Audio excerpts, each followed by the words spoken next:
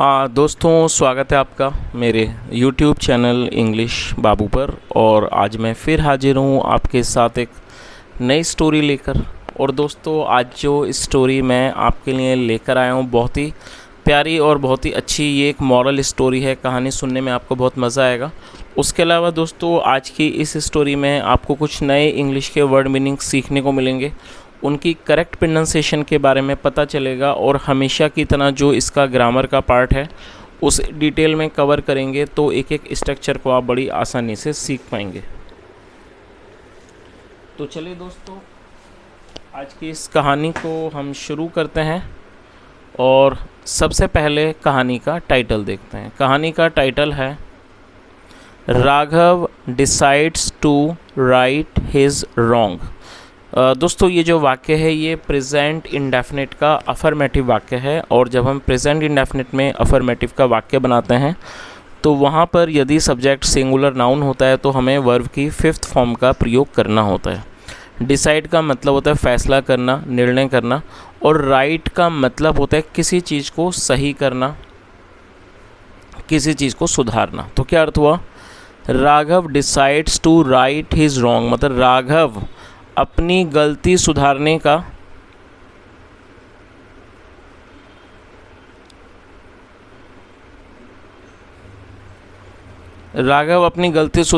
फैसला करता है। कह सकते हैं इसको राघव अपनी गलती सुधारने का निर्णय करता है।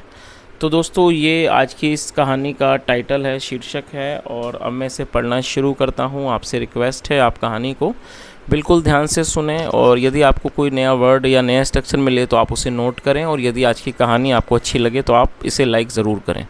तो चलिए इसको शुरू करते हैं। The English class was about to begin. क्या मतलब हुआ? दोस्तों, इस वाक्य में वॉज अबाउट टू का प्रयोग किया गया हेल्पिंग ऑफ के रूप में। जब हम पास्ट में कोई ऐसा वाक्य बनाते हैं जहाँ पर वाला था, वाली थी, वाले थे किसी भी वाक्य की टेल पर होता है, तो इस तरह के वाक्यों में वॉज अबाउट टू या फिर वर अबाउट टू का प्रयोग किया जाता है। तो जिसकी हिंदी होगी वाला था। तो क्या अर्थ हुआ? The English class was about to begin. Begin मतलब शुरू होना, मतलब इंग्लिश क्लास शुरू होने वाली थी। The teacher entered the classroom and greeted the students. दोस्तों, ये जो वाक्य है ये पास्ट इंडेफिनिट का अफर्मेटिव वाक्य है। और जब हम पास्ट इंडेफिनिट में अफर्मेटिव का वाक्य बनाते हैं तो वहाँ पर वर्ब की सेकंड फॉर्म का प्रयोग किया जाता है। एंटर का अर्थ होता है प्रवेश करना, सेकंड फॉर्म है entered. The teacher entered the classroom. क्या अर्थ हुआ कि टीचर ने, शिक्षक ने क्लासरूम में प्रवेश किया। And greeted the students. दोस्तों, ग्रीट का मतलब होता है अभिवादन करना। जैसे हम कोई भी सलाम, नमस्ते वगैरह कुछ भी करते हैं तो उसे ग्रीट कहा जाता है। तो सेकंड फॉर्म में greeted. And greeted the students, और उन्होंने स्टूडेंट्स का अभिवादन किया। गुड मॉर्निंग क्लास, मतलब कि उन्होंने सबको कहा कि good morning class. A competition will be held where in students will work in teams of 5। क्या अर्थ हुआ? A competition will be held. दोस्तों, ये जो वाक्य है ये फ्यूचर इंडेफिनिट का पैसिव वॉइस का वाक्य है। पैसिव के अंदर जब हम फ्यूचर इंडेफिनिट में कोई भी वाक्य बनाएंगे तो वहाँ पर विल बी का प्रयोग हेल्पिंग वर्ब के रूप में किया जाता है, साथ में थर्ड फॉर्म लगाई जाती है। होल्ड का मतलब होता है किसी चीज़ को आयोजित करना, थर्ड फॉर्म में हेल्ड। तो क्या अर्थ हुआ? उन्होंने क्या कहा? Good morning class, a competition will be held, मतलब एक कॉम्पिटिशन का मतलब होता है प्रतिस्पर्धा, मतलब एक प्रतिस्पर्धा का आयोजन किया जाएगा। वेयर इन, जहाँ students will work in teams of 5, जहाँ पर जो स्टूडेंट्स हैं, विद्यार्थी हैं, वो 5 की टीम में काम करेंगे। Will work in teams of 5। They will choose a particular topic. और दोस्तों, ये जो वाक्य है ये फ्यूचर इंडेफिनिट का अफर्मेटिव वाक्य है जहाँ विल का यूज़ हेल्पिंग वर्ब के रूप में किया जाता है। दे का मतलब होता है वे या फिर वे लोग। जब सब्जेक्ट में एक से ज़्यादा लोग शामिल होते हैं तो दे का यूज़ किया जाता है। तो क्या अर्थ हुआ? They will choose a particular topic, मतलब वे एक विशेष टॉपिक को, विषय को चुनेंगे। For spreading awareness. स्प्रेड मतलब फैलाना, अवेयरनेस मतलब जागरूकता फैलाने के लिए वो एक विशेष विषय को चुनेंगे। अबाउट सोशल इश्यूज़, और वो किस बारे में होगा, spreading awareness about social issues. Social issues का मतलब होता है सामाजिक मुद्दे। तो इस पूरी लाइन का क्या अर्थ हुआ, उन्होंने क्या बताया कि दे will choose a particular topic, मतलब वह एक विशेष विषय को चुनेंगे। For spreading awareness about social issues, मतलब सामाजिक मुद्दे पर जागरूकता फैलाने के लिए। चलिए आगे देखिए। Each team will prepare a short skit and perform it in class. दोस्तों स्किट का मतलब होता है एक छोटा नाटक, उसे स्किट कहा जाता है। तो क्या अर्थ हुआ, ईच टीम मतलब प्रत्येक टीम, विल प्रिपेयर तैयार करेगी, अ शॉर्ट स्किट एक छोटा नाटक तैयार करेगी, and perform it in class, और वो इसको क्लास में परफॉर्म करें। परफॉर्म का मतलब होता है किसी चीज़ को करना, और वो इसे क्लास में करेंगे। The teams will be graded based on their themes and performances. और जो दोस्तों ये जो वाक्य है ये भी फ्यूचर इंडेफिनिट का पैसिव का वाक्य है, जहाँ पर विल बी के साथ थर्ड फॉर्म लगाई गई है। ग्रेड का अर्थ होता है किसी का वर्गीकरण करना, वर्गीकृत करना। The teams will be graded, जो टीम्स हैं उनको वर्गीकृत किया जाएगा। Based on their themes and performance, मतलब उनकी थीम्स और उनकी परफॉर्मेंस के आधार पर उन्हें वर्गीकृत किया जाएगा। चलिए आगे देखिए।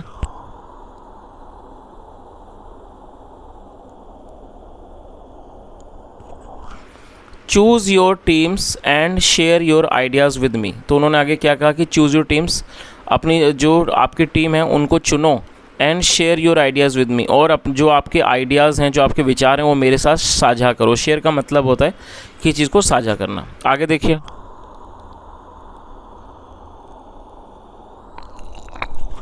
सार्थक the leader of one of the teams. सार्थक जो एक लीडर था, और जो लीडर है वन ऑफ द टीम्स, एक टीम का, डिसाइडेड उसने फैसला किया, टू चूज़ द टॉपिक को चुनने का उसने फैसला किया, ऑफ द इम्पोर्टेंस, और वो टॉपिक क्या था, importance of educating a girl child.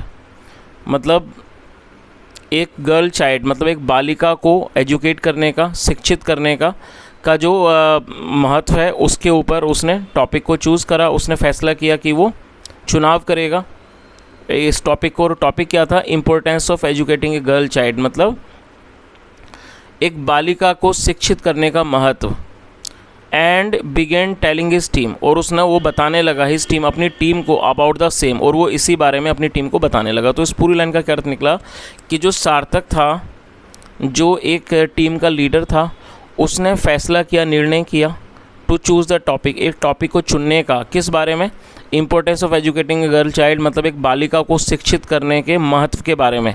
And began telling his team, और वो अपनी टीम को इस बारे में बताने लगा, अबाउट द सेम, वो इसी बारे में अपनी टीम को बताने लगा। Raghav a fellow classmate. दोस्तों फेलो का मतलब था सहपाठी। राघव मतलब जो राघव था, फेलो क्लासमेट एक सहपाठी जो था।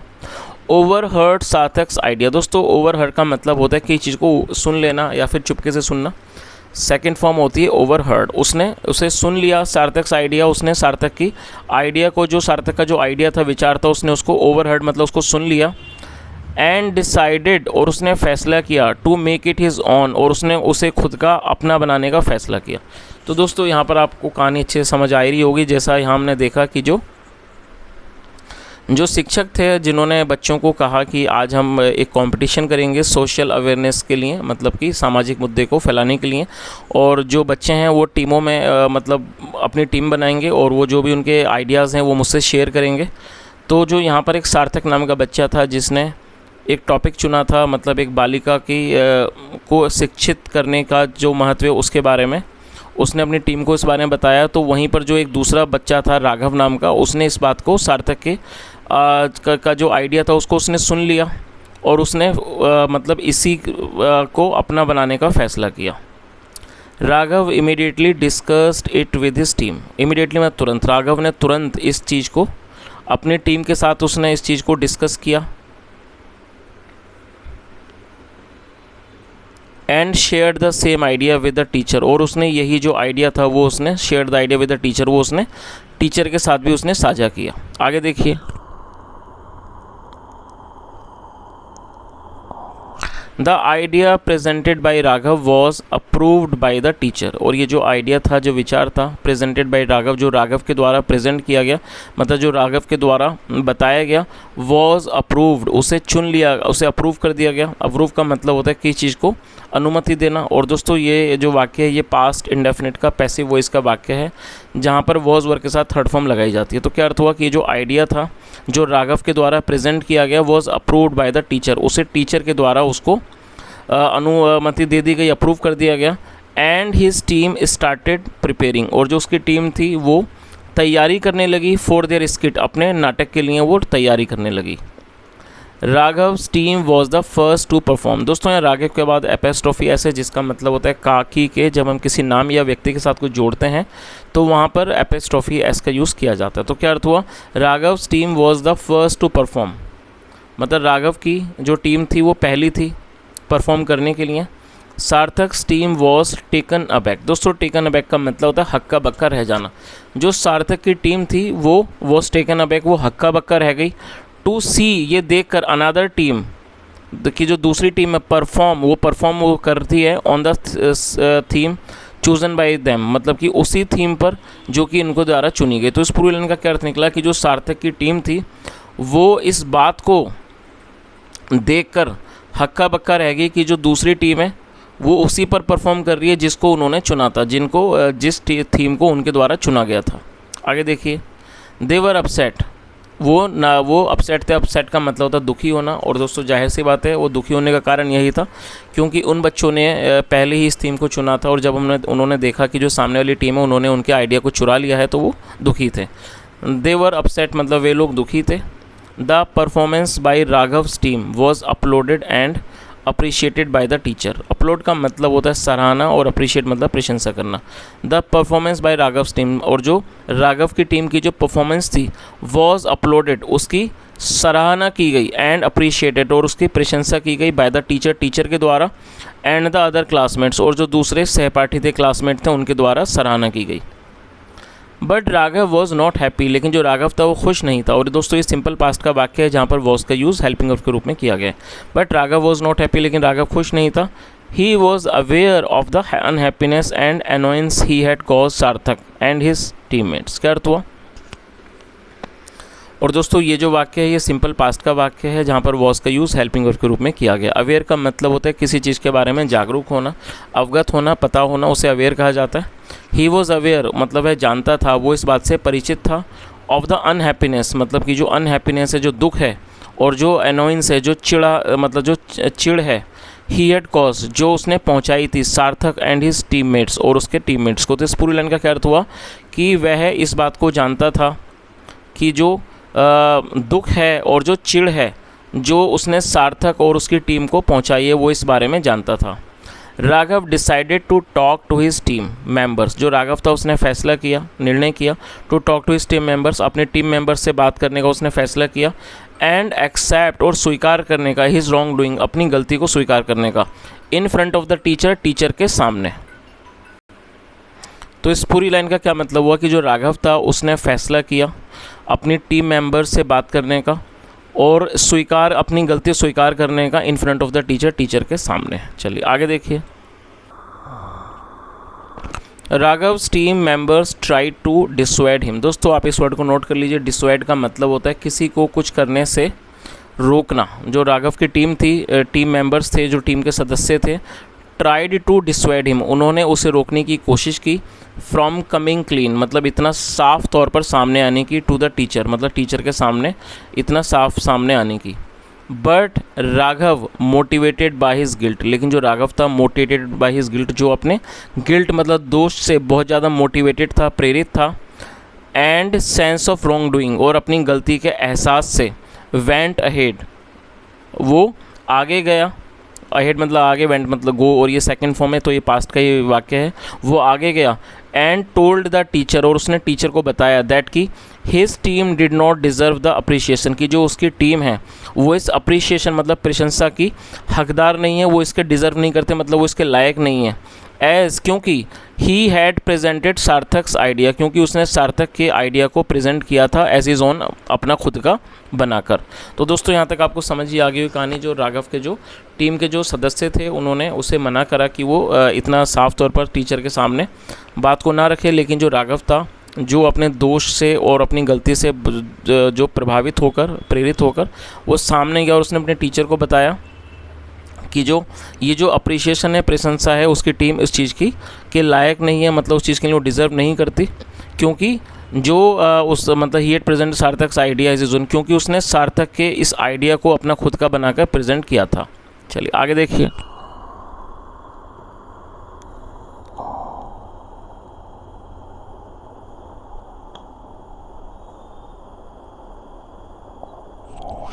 The teacher reprimanded Raghav. दोस्तों आप इस वर्ड को नोट कर लीजिए। रिप्रिमांड का मतलब होता है डांट फटकार करना, सेकंड फॉर्म रिप्रिमांडेड।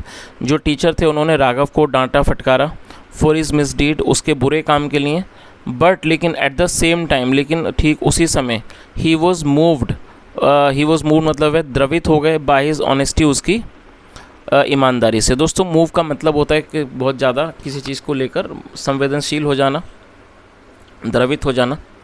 तो इस पूरी लाइन का क्या अर्थ हुआ कि the teacher reprimanded Raghav for his misdeed, मतलब शिक्षक ने राघव को उसके बुरे काम के लिए डांट फटकार लगाई, but at the same time, लेकिन उसी समय, he was moved by his honesty, वो उसकी और ईमानदारी से मूव्ड हो गए, मतलब कि वो द्रवित हो गए।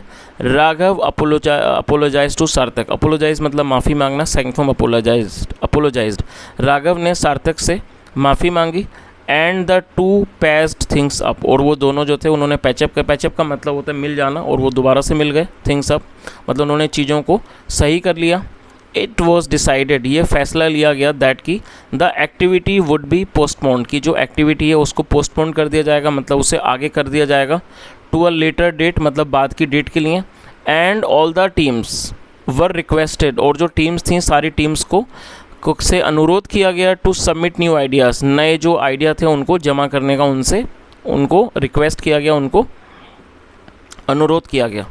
राघव रिजॉल्व्ड, राघव ने रिजॉल्व किया, रिजॉल्व का मतलब होता है निर्णय करना, फैसला करना, किसी बात को ठानना। राघव ने ठान लिया, never to repeat what he had done, कि वो कभी भी इस चीज़ को जो उसने किया था उसको वो रिपीट नहीं करेगा, नहीं दोहराएगा।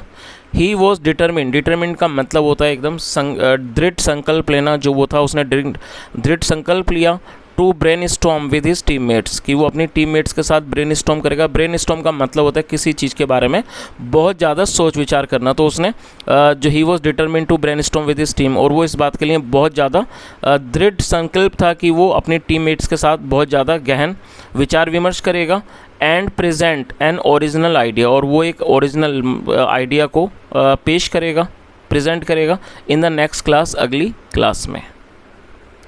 तो दोस्तों ये आज की एक छोटी सी कहानी थी, और ये जो कहानी है हम सबके लिए मॉरल है, क्योंकि यहाँ इस कहानी में यही बताने की कोशिश की गई कि कोई भी व्यक्ति हो उसे हमेशा ही ईमानदार रहने की कोशिश करनी चाहिए। तो दोस्तों यदि आपको आज की कहानी अच्छी लगी हो, मेरा पढ़ाने का प्रयास अच्छा लगा हो, तो आपसे रिक्वेस्ट है वीडियो को लाइक करें, शेयर करें, चैनल को सब्सक्राइब करें।